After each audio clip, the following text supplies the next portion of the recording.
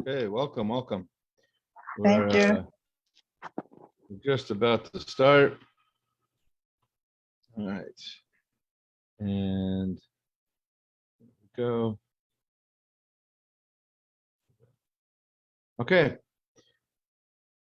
Welcome, and it's very good to have everybody here. We're about to learn Parshiot Matot and Masei, the last Parshiot of Sefer Bamidbar. The Jewish people are going to be reading this all together. Right? The Jews in Galut and the Jews of Israel are going to be reading Parshat Masei, at least all together, and together again, just in time to end this Galut altogether. And today's class is sponsored by Liz Thompson, who would like everybody to know that she likes these classes. We like her, so it's a great team, and she should be blessed with success and only good things. We should all hear good news together. The Parsha in a nutshell, a quick summary of both of these Parshiot. There's a lot. We're really tying up loose ends. We're leading up to, as I said before, the end of Sefer Bamidbar and the beginning next week of Parshat Devarim. And we know that Parshat Devarim is the last 40 days of Moshe Rabbeinu's life. So this is really the end of their journey in the desert. And the Jewish people at this point need some clarity, need some finality to some of the issues that have been going on. So first of all, the Moshe is commanded about the Mitzvoth of vows and oaths. Basically, a quick summary is that when a person makes a vow, they have to keep it. So if somebody promises something, that becomes a mitzvah, a very personal mitzvah, a very individualized, subjective mitzvah, but a mitzvah nevertheless, and they have to keep it. And if they have to, for some reason, not keep it, and they want to annul it, there are certain avenues for that the rabbis have given us. Aside from that, the Jewish people then attack Midian, who had been bothering the Jewish people ahead of that, and this Moshe is commanded to attack them, and they're very successful in the attack. Not a single Jewish soldier was lost. The rest of the parsha is basically the conclusion of that war and the gifts that the participants gave, and we'll talk more about that in the class. And then we get to Masei, and Masei starts off with a summary of all the places that the Jewish people traveled. There are a number of commentaries explaining why we need such a parsha at all.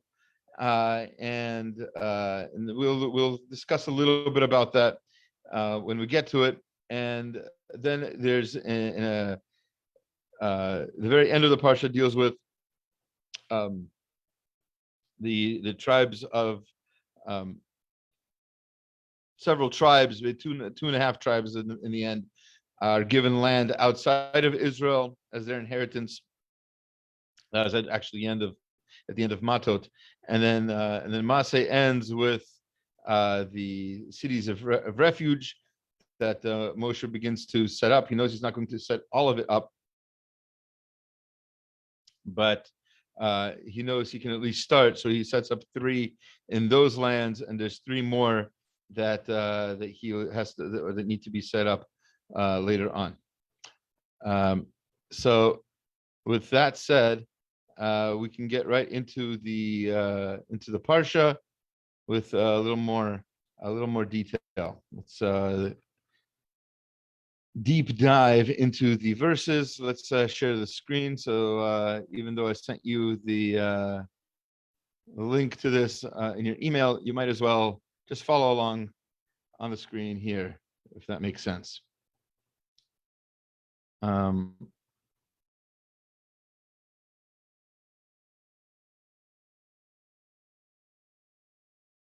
Okay. Right. So let's begin at chapter 31, verse 2. And this is the command that Hashem gives to Moshe Rabbeinu to attack the Midianites.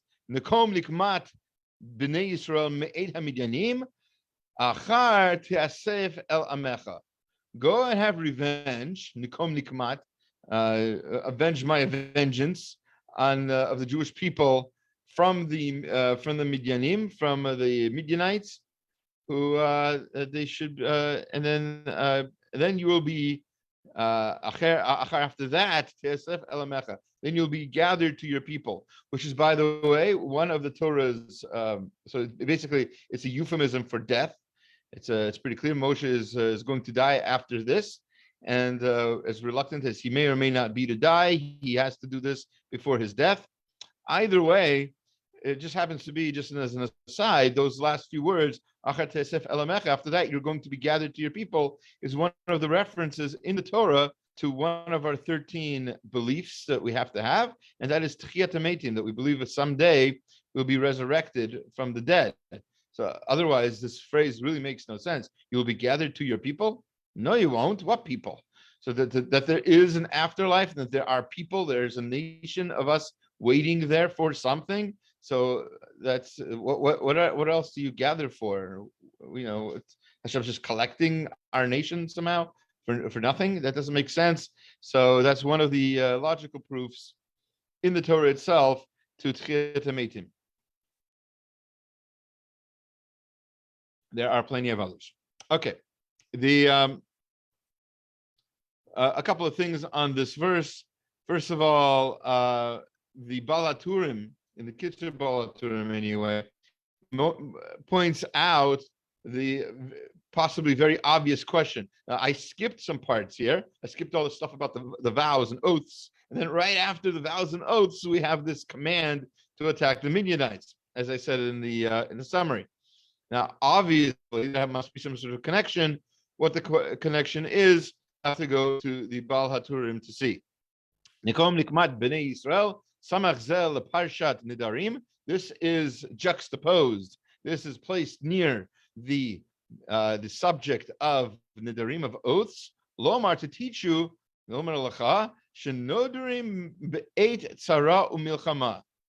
At the time of difficulties and tragedies and war, that's when people take on oaths. He says more, but I'd like to just focus on this for a moment. What's he trying to tell us? The point is, what is an oath? What is all of that? Why do we have oaths? We have plenty of mitzvot. You want a merit? You want some sort of schut? You want the old saying that they have about, people always asking rabbis for segula for this, segula for that. I want to have children. I want to have money. I want to have this, that, good health, good wealth, whatever it is. The answer, first of all, is what are you doing? Right? Are you keeping the mitzvot the way you're supposed to? Hashem promises the Jewish people that good things will happen when they do. So that's the best segula. Mitzvot, Torah, that's the best segula. After that, all these other things, a lot of them are just made up. But more importantly, even the ones that aren't made up, even the legitimate minhagim, the minhagi Yisrael, time-tested customs of the Jewish people for different kind of segulot, even those should be secondary to the mitzvot.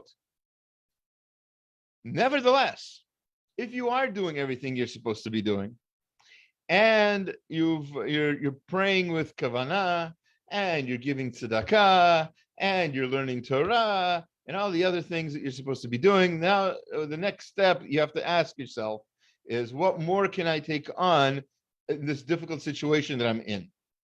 And that's when vows and oaths come into the picture. You can vow not to eat. I'm not giving you ideas here, by the way. I'll give you an example, though. Right? You can vow not to eat chocolate cake. There's nothing wrong with chocolate cake. There's no isur by itself. Chocolate cake is perfectly fine. But let's say you think that you're overindulging, and you feel it's wrong to overindulge in this particular very delicious thing, assuming it's not mint. It's an inside joke. Anyway, whatever the case may be, that's when you take on these oaths. That's what the Balaturim is telling us. That is the proper time to take on extra mitzvot that aren't already in the Torah. All right. We go on. the Jewish people are now commanded to attack Midian. V'yimasru mi alfei Yisrael elef lamate shnei asar elef chalutzei tzava. Each tribe had to give 1,000 people for this war. Now there are 12 tribes. That's 12,000 people were picked for this war against Midian. But the wording here is very unusual. V'yimasru. V'yimasru means to hand down, as in we know the beginning of Pirkei Avot. It says the Torah, Moshe Kibel Torah Moshe Sinai. Moshe got the Torah at Sinai. Umasruhu liYoshua, and he handed it down verbally. Right? He gave it over. He said it to Yoshua. So here we have these 12,000 are given to Moshe. Now, or given to fight. And the question is, why is this strange language used here for these soldiers? Now, especially Rashi is going to point this out. Let me just make this very clear, because whenever it talks about people being moved around, Rashi feels it's necessary to remind us that people are not chattel. People are not animals to be moved from place to place to place. So, for example, in the beginning of Vayikra, when Aaron is taken from place to place, and it seems like the pasuk is saying that he's being moved, Rashi has to point out that Moshe is convincing him. That's how you move a person. You convince them. Right? People are not to be just manhandled and put whatever you want them to be. So on that point, so how are these soldiers handed over, like given, like toys? They're given to these toy soldiers are being given to Moshe. Says Rashi, to teach you, Shivchan shel roa Yisrael, the praise of the shepherds of the Jewish people.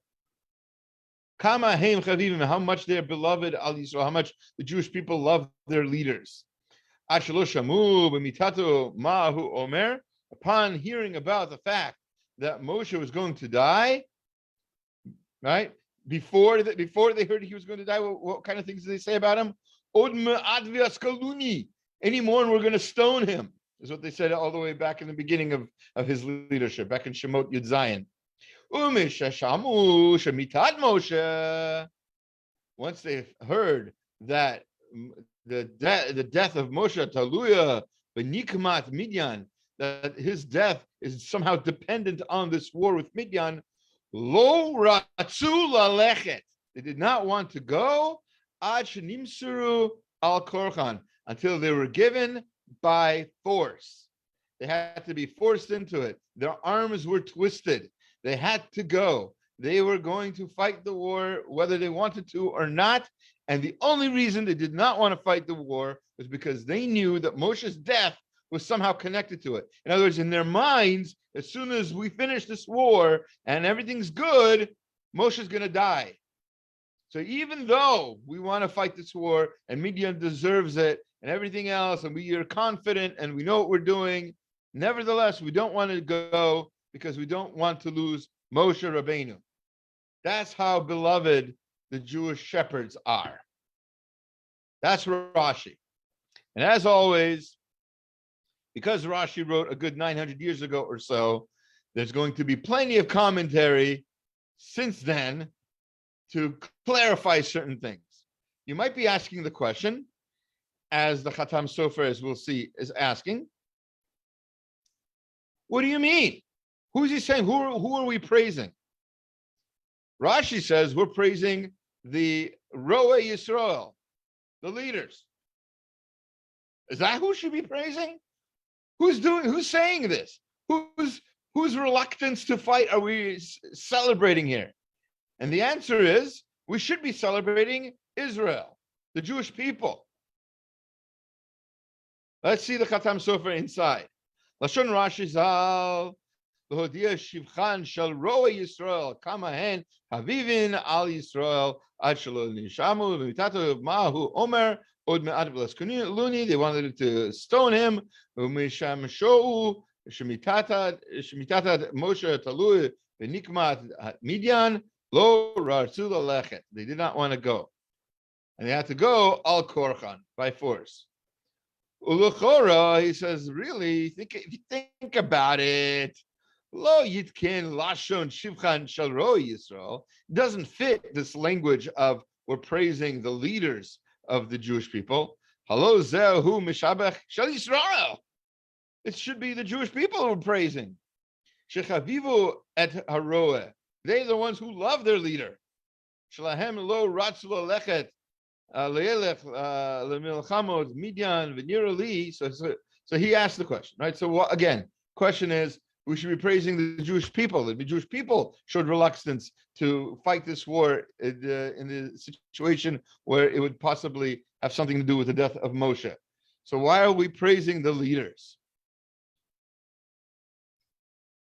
Venerally, it seems to me the hine lechora kasha havin masha shino ko sharuach of briot nocha hemeno gam etzinu memesachet ketuvot hayu tzurba b'derabana. He brings a Gemara in Ketubot. It's actually the Masech that we're learning now in Daf Yomi. We're not up to this part yet, or are we? That's a good question. Anyway. Tzurba d'Rabbana. No, we're not up to this yet. This is much later on. The praise of the rabbis is that they're able to choose when to stick up for Torah in the face of possibly losing their jobs, right? In their congregation, right? A rabbi is going to be very often reluctant to tell their congregation, especially if they're paying his bills, right? He's going to be reluctant to tell the congregation that they're doing something wrong, right? And so they're going to stay quiet, be peaceful, I'm okay, you're okay, close their eyes, see no evil, hear no evil, right? So, and that's honestly, perhaps, I should say perhaps, hopefully not. Honestly, that might be what people are looking for in a rabbi. He'll get up, he'll give us speeches, he'll make us laugh, he'll make us cry, and then we'll go do what we were doing before. Most people don't really seem to want to change. And so it takes a certain kind of leader to risk it all, to risk their, I don't know about life if per se, but they certainly risk their parnasa, their livelihood, to really tell the people what they really need to hear. But you see from here that what were the Jewish people saying before they found out that Moshe was going to die? Even a little more, and we're going to stone him. In other words, they didn't have a peaceful, happy relationship with Moshe. They were antagonized by him. They were ready to kill him. That's a leader. That's a leader. And when they found out that he was possibly going to die, right? They were saying Od ma'advis kaluni, v'hayu meranenim alav. They were rebelling against him, and they didn't want to listen to him at all. Constantly, they were throughout these years in the desert. They were, we want water. You don't give us enough of this. Why'd you take us out? Over and over again.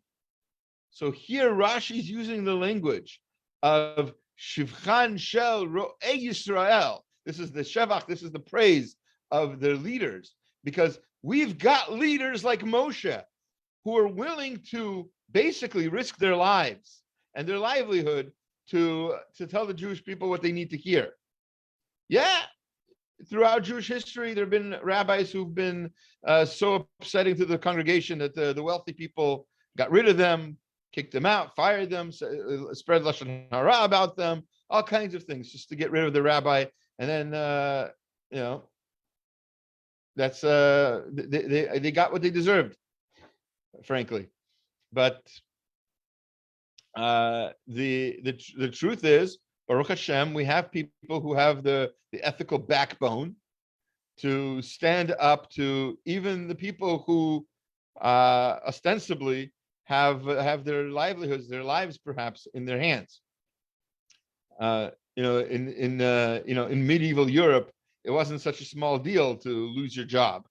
Yeah, as the Rav of a shul, a Rav of a congregation. Yeah, where are you going to go?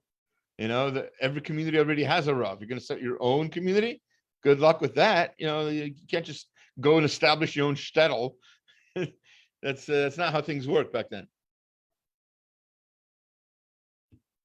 And yet, Baruch Hashem, as the Khatam Sofer is explaining this Rashi, we have real Roe Yisrael. We have real leaders in the Jewish people who follow this tradition of Moshe, who basically aggravate the congregants enough that they're willing to kill him, but they can't because they know it's not the right thing to do. But when push comes to shove and they realize they're going to lose him, that's when they regain their senses and realize that they'll do anything to keep him. Okay. Let's skip to chapter 31, verse 21. So after the spoils of war that were brought back from Midian included certain vessels. We're going to use the word vessels, even though Rabbi David Orlovsky often says that vessels should only be used for boats and other water equipment. But dishes, spoons, forks, that sort of thing, silverware, all that stuff. That's we're going to call that vessels for now. And the rules of tvila, of toveling these vessels, are mentioned in this week's parsha. Now, I don't want to go into the halacha. There's a lot of halacha about this, obviously. I just want to briefly state that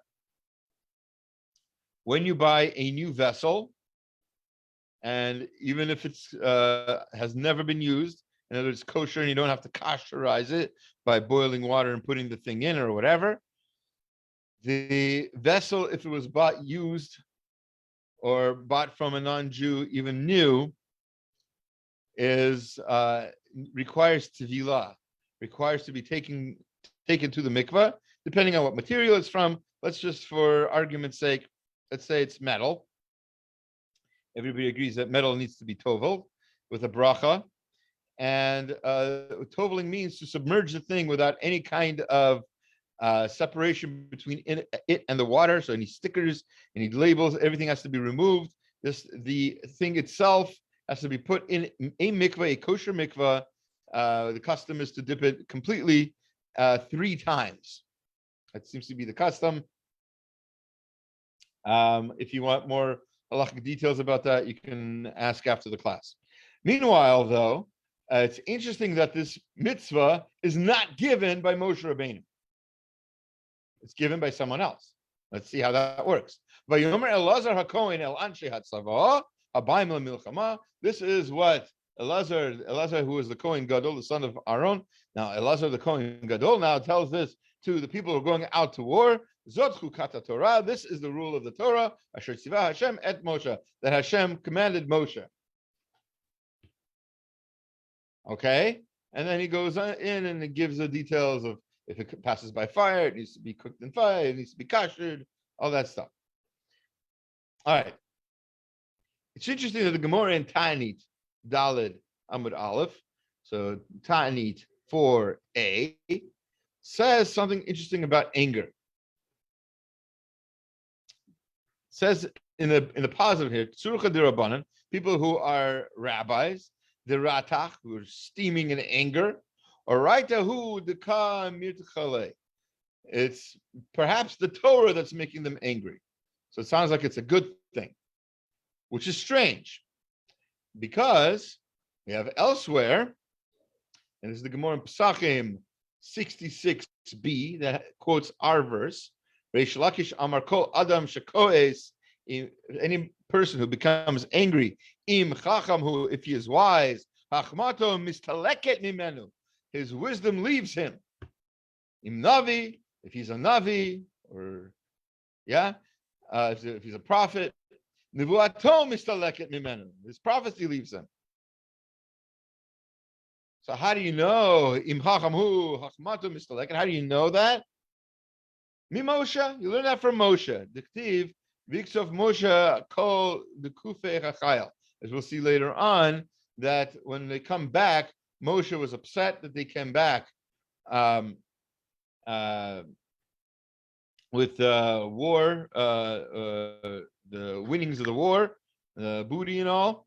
So therefore, because he was angry that they brought back, especially the women, so Moshe seems to have forgotten his Torah. Now you're going to say, wait, that happens later. The way the Torah, the way the Rashi understands this, it was the mitzvah and the event happened in the opposite order. Remember, the Torah is not written in chronological order according to Rashi. Well, according to the Gemara and the way it's understood by Rashi, is that often happens. Anyway, and then it says, this is what he said to the people of the war that we already quoted. In other words, it seems to say the reason that this mitzvah of tevilah is being given by Elazar HaKohen and not by Moshe is because Moshe forgot it. He lost his chokhmah. He lost his wisdom because he got angry.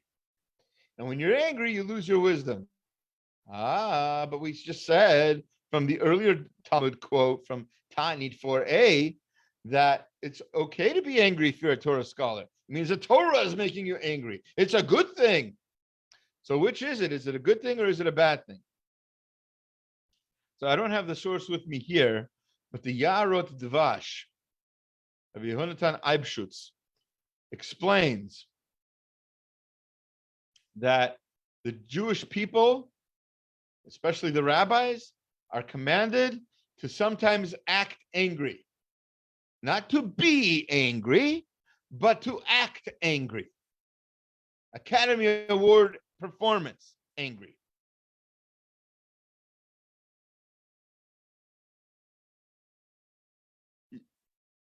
On the same topic as we just discussed, right? A good leader needs to be able to rebuke the congregants. How are you going to rebuke them if you're just, I just wanted to mention that it seems like people aren't doing the right thing. You can't sound like a nebuch, right? Okay. You need to sometimes yell, sometimes scream, shake your fists. And you need to show people that you really care about what you're talking about. Because you do. If you don't, then you're in the wrong profession. The leader who does not rebuke the shepherd who doesn't rebuke his flock doesn't really care where they're going. He needs to keep them. He needs to keep goading them into the right direction, so that that's the whole point of a flock, right? But on this similar, next. Oh wow, what did I do here? Giving you the wrong verse altogether. Okay, 30. Oh boy. Okay, I didn't give you the source here, or did I? Oh, that's weird. Okay, we'll get back to this of Schwab, God willing.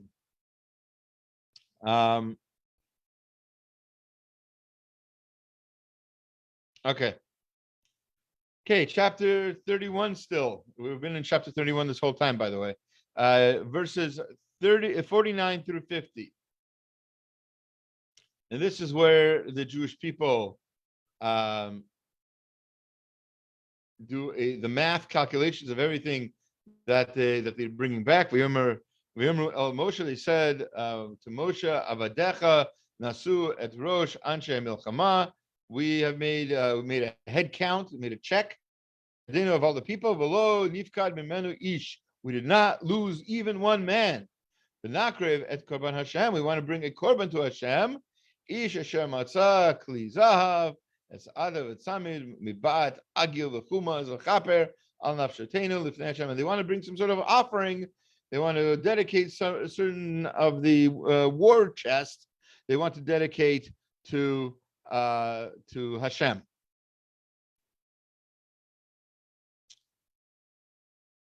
And this is where it's another place, another Gemara Shabbat 64a, where it says Moshe got angry at the Jewish people.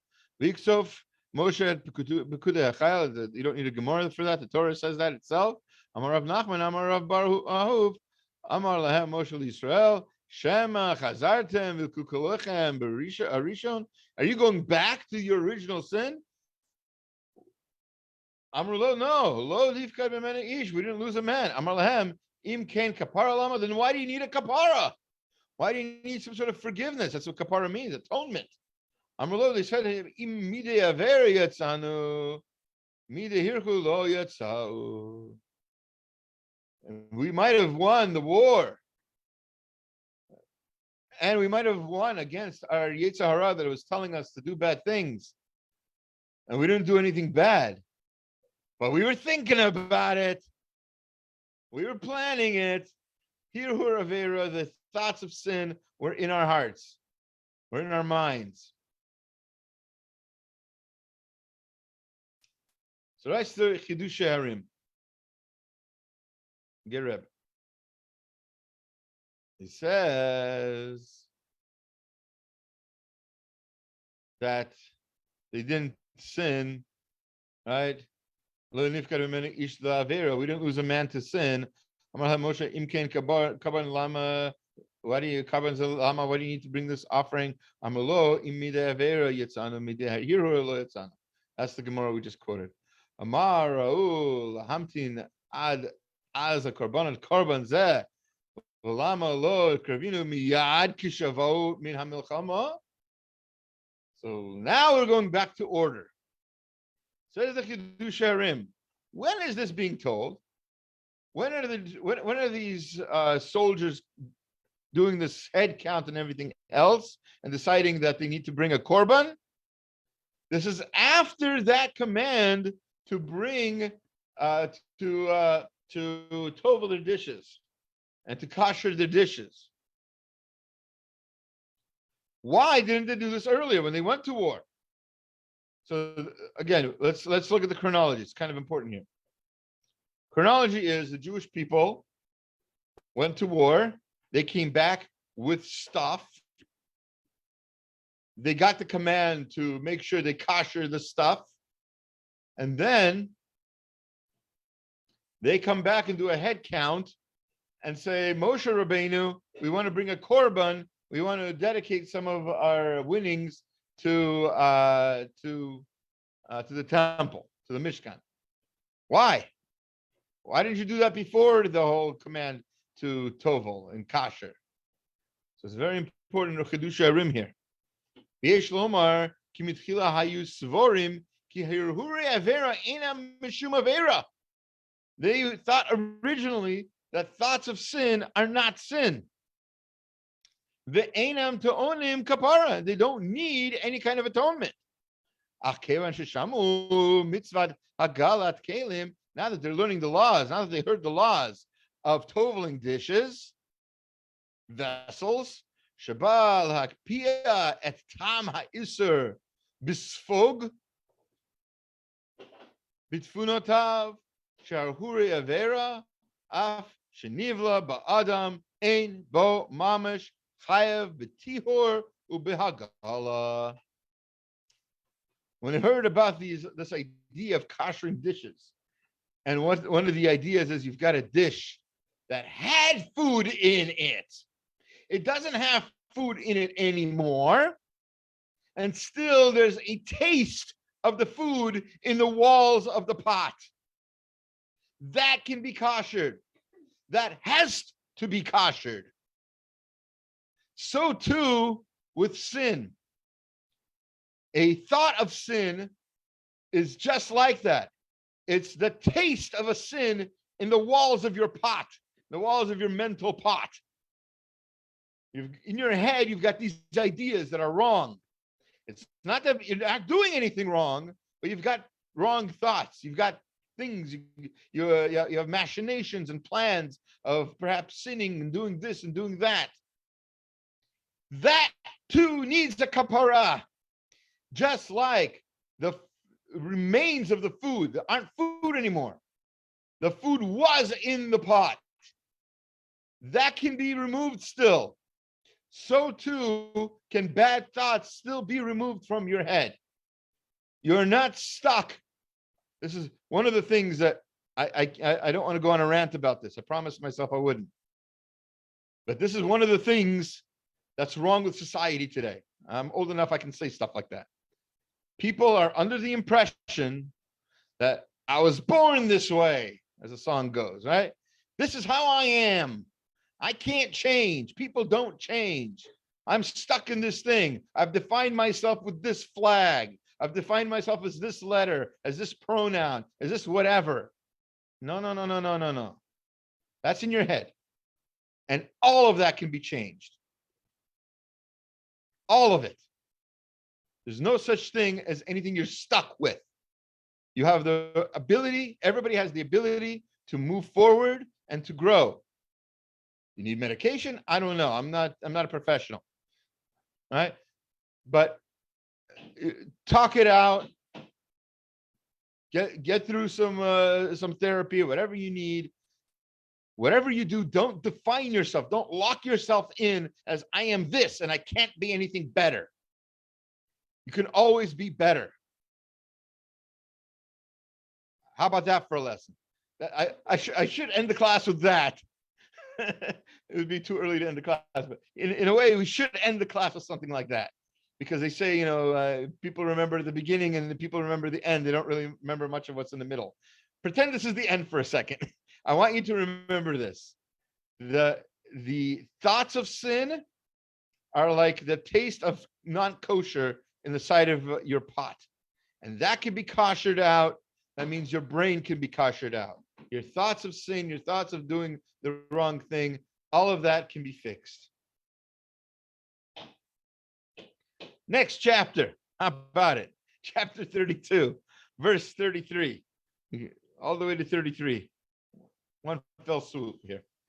All right. So this is, as I said before, 2.5 tribes of the Jewish people wanted their inheritance on the eastern bank of the Jordan River.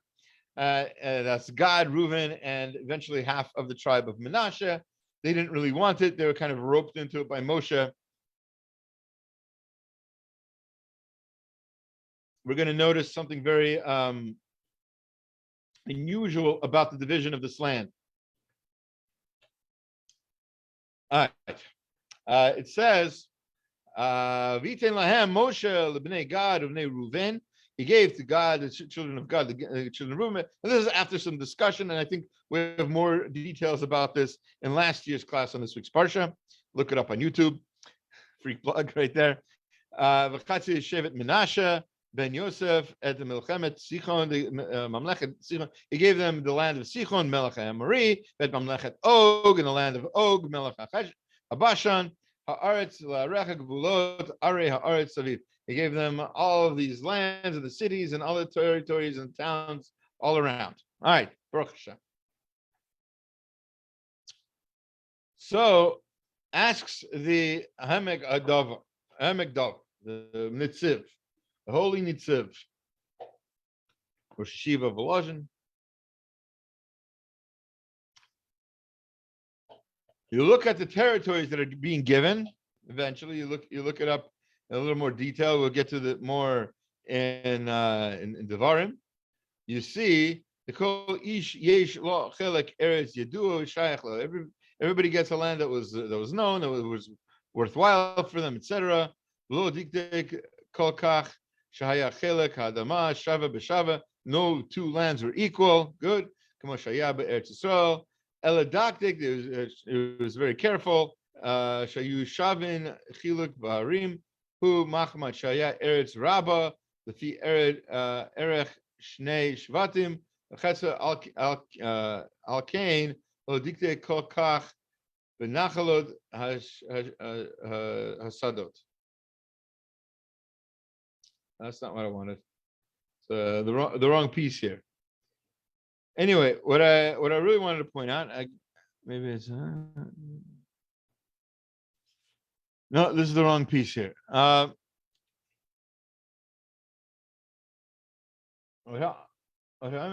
points out, I don't have the source here, I guess.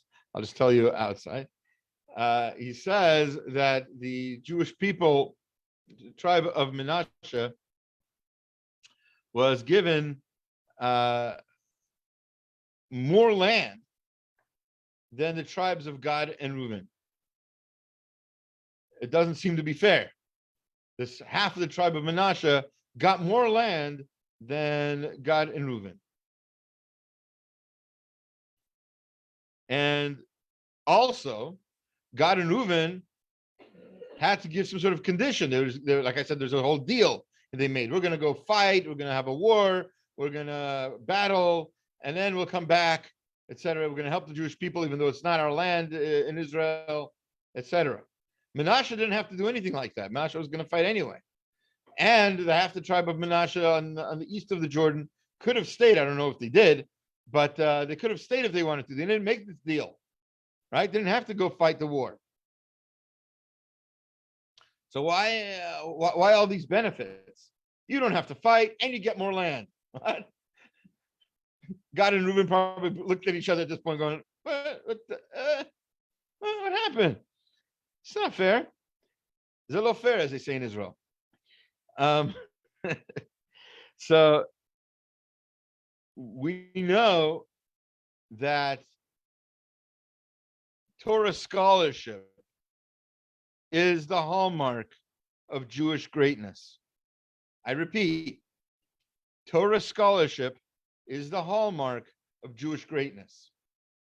Not how many Nobel Prizes we've won, not how many Maccabee games we play, not how many religious baseball players there are. All of those are great. Baruch Hashem. I have nothing bad to say about that. But that's not where Jewish greatness lies. Jewish greatness lies in Torah scholarship. And we know that the northern kingdoms, which is what we're talking about here, eventually, we know now with hindsight, and Moshe Rabbeinu knew with Nevuah, that they would not have that Torah scholarship there. They would not be as great in Torah as they should be. But Menashe, that particular tribe, had great Talmidei Chachamim. It says in Shoftim 5:14, it says, out of Machir came down Mechokekim. Mechokekim translates as Torah giants, says the Gemara in Sanhedrin, or 5a if you want to look it up. Rosh Yeshiva came from Menashe. Rosh Yeshiva came from Menashe. It's interesting. A lot of the Rosh Yeshiva I know today are Levium. I don't know. They're supposed to be our teachers, and they kind of are. It's an interesting. I don't know if anybody's ever done a study, what the percentage is, but I know a lot of them are Levium. Not all. That's okay. Maybe some are descended from Menashe and just don't know it. Who knows? Okay. Either way, this explains why they got all these benefits. Moshe Rabbeinu knew that they would be the Talmidei Chachamim. And the Talmidei Chachamim need this. They need more land. They need to be successful. Ein Kemach, Ein Torah. There needs to be people who support these Talmidei Chachamim in the lands that they live in. They don't have to go traveling somewhere else to make their money. Right? They can make their money where they live. And that is why these people of Menashe had these benefits. I'm sorry I didn't have the source for you here, but you'll have to take my word for it. Or you could look it up in the Hamikdavar yourself on that verse. All right, we're going to now skip all the way to Parshat Masei. We have 15 minutes left.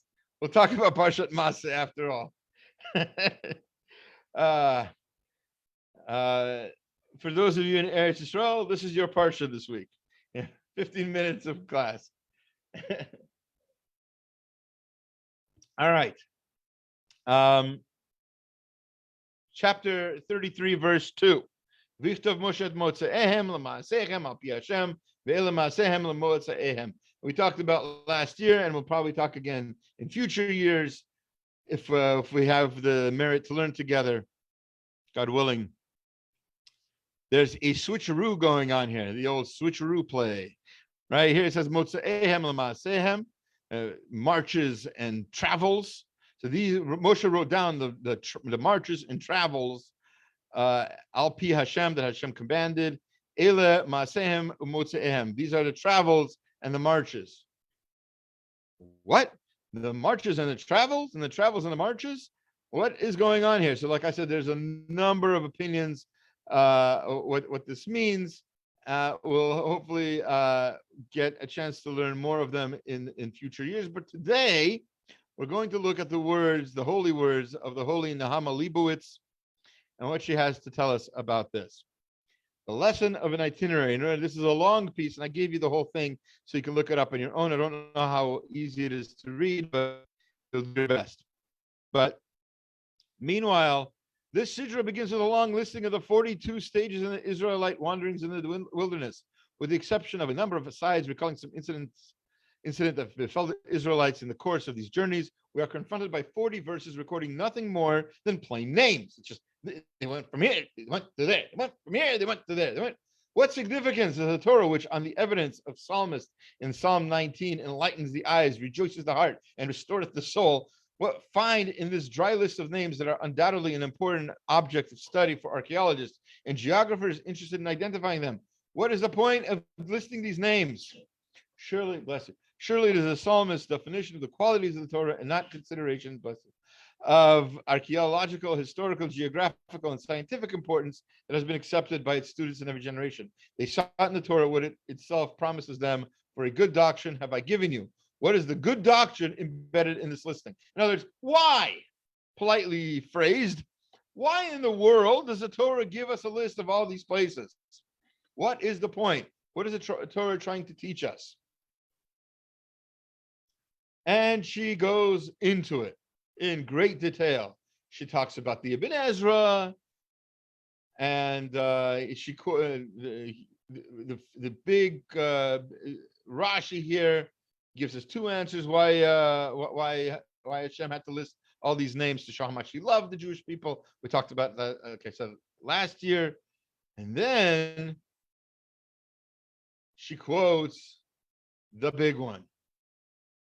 She quotes the Rambam in Moreh Nevuchim, famous Moreh Nevuchim 350, where he talks about what it means that all these names are listed and how it's all about showing the authenticity of the Torah and the miracles, because these are real places. People can go there and see, we thought maybe the Jewish people were just on vacation. For 40 years, they were going from resort to resort to spa to the mountains, enjoying themselves. Now we can go to these places, take a look around, and see that it's a wasteland. It's desert. There's nothing here except danger and death.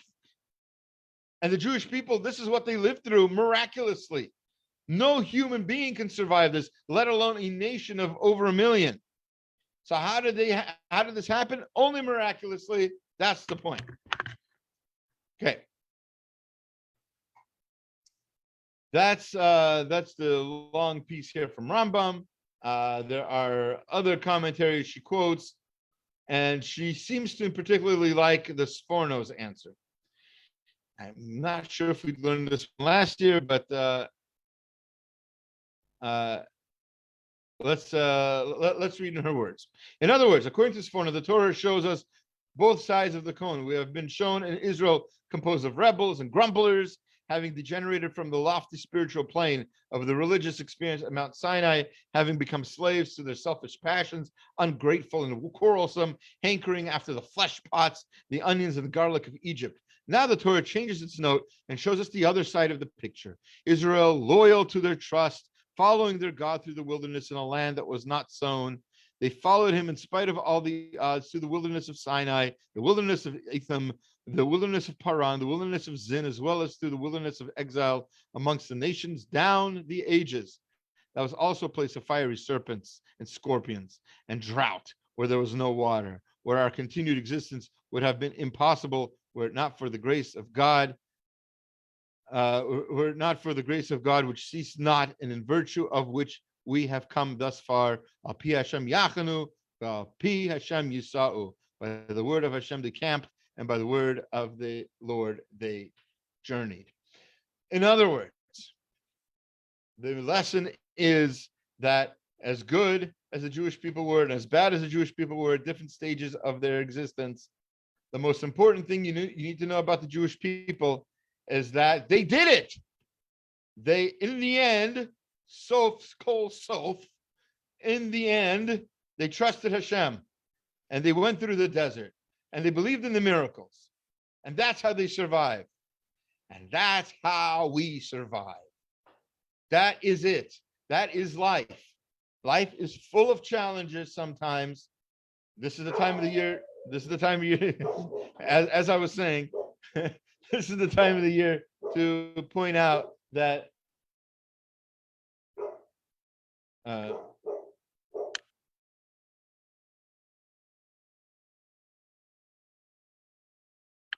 sorry. So this is the time of the year with Tisha B'Av coming up, the 9 days coming up tonight, right? Rosh Chodesh Av. This is the time to think about, the fact that we've survived some difficult things, and always because Hashem loves us. It's an important message, worthy of remembering. Okay. The end of the parsha, as I said before, is sort of a listing of some of the leaders before the who led the Jewish people in these years. The Elu Shemot HaNashim Lamati Yehuda Kalev Ben Yefune. These are the people, and these are the leaders who are going to lead them into Israel itself. Yehuda will be led by Kalev Ben Yefune. This is chapters, by the way, 34, verses 19 through 22. Lamate b'nei Shimon, Shmuel ben Amihud, Lamate Binyamin, Elidad ben Kislon, Lamate b'nei Dan, Nasi Buki ben Yagli. All right, so a lot of names. But I'd like to, if I can, I know it's getting late, I'd like to direct your attention to some of the details here.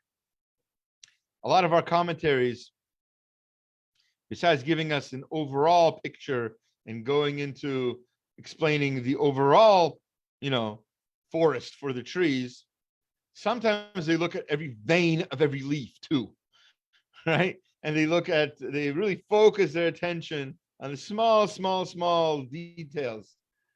And I'd like to note one of these details here. It says, Eli Shemot B'nei Anashim, these are the names of the people. Lamata Yehuda, the tribe of Yehuda, Kalev Ben Yefune. We don't need the name for now. Lamate B'nei Shimon. So remember, Lamate Yehuda, that's two words, a tribe of Yehuda. Lamate B'nei Shimon means to the tribe of the children of Shimon. Interesting, right? Why doesn't it say B'nei by Yehuda? Or why does it say B'nei by Shimon? Or in the next verse, Lamate Binyamin. It doesn't say Lamate B'nei Binyamin. It says Binyamin. And then the next verse, again, Lamate B'nei Dan, not Lamate Dan. It says B'nei. Sometimes it says B'nei, sometimes it doesn't. What's going on? And Rav Hirsch, who's one of our experts in looking at these tiny details as well as the big picture, there's a short comment here on this. And I'm just going to fast forward to what it talks about this topic. It says each tribe is referred to here as Mate B'nei Shimon, Mate B'nei Dan, and so forth. Only in the case of Yehuda and Binyamin does it say Lamate Yehuda, Lamate Binyamin. As I pointed out, those two are the only ones where it doesn't say B'nei, the children. These are the leaders of the children of the tribe of. Okay? What underlies the difference is perhaps the following conception. The designation Mate B'nei conceives of the tribe as a unit encompassing the individuals who are B'nei, the sons of that tribe. But this does not apply to the tribes of Yehuda and Binyamin, on whose territory the national sanctuary was to be erected. They are not conceived of as units that encompass their members, but only as parts of the national community, as branches of that whole which comprises the nation. Hence, the designation here is not Mate B'nai Yehuda, Mate B'nai Binyamin, but Mate Yehuda, Mate Binyamin. In other words, because the Beit HaMikdash was on the territory of Yehuda and Binyamin, the Beit HaMikdash that we're mourning now, which unites the Jewish people, it's the thing that had us united. That thing was on their property. But no, it wasn't. Because it can't be their property if the Beit HaMikdash, which unites us all, is on that property. It means they have a different designation. They're not so nationalistic that their tribe is the important thing. I'm from Binyamin. I'm from Yehuda. No. They are a part of the Jewish people. They are Yehuda. They are Binyamin. True. And they have to act like it. And they have to live on that land. It's true. But they don't have to shove it in anybody else's face, especially people are coming to their city. You know, right? Easy example. You have a sports team, say, for instance, the San Diego Padres, right? And another team comes to play them, say, I don't know, the Philadelphia Eagles, right? Right? So they come in and play them. Most of the people in the stadium, because it's a local team, it's a home game, most of the people in the stadium will be cheering on the Padres.